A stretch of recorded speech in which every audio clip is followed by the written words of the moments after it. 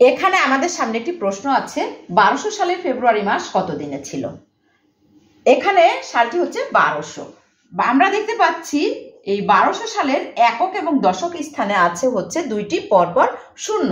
তাহলে যদি এরকম থাকে তাহলে এই সালটিকে আমরা 400 দিয়ে ভাগ করব। ভাগ করে দেখবো যদি মিলে যায় তাহলে এই 1200 সালের ফেব্রুয়ারি মাস হচ্ছে 29 দিনে হবে।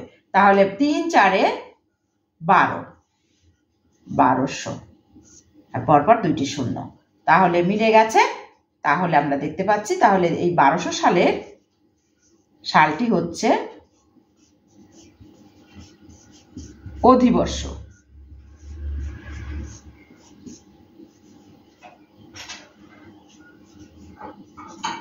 অধিবর্ষ।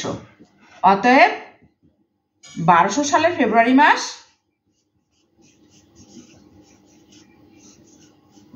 বলেছে 1200 সালের ফেব্রুয়ারি মাস কত দিনে ছিল।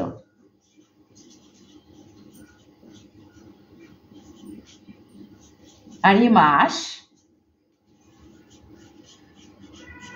29 দিনে ছিল।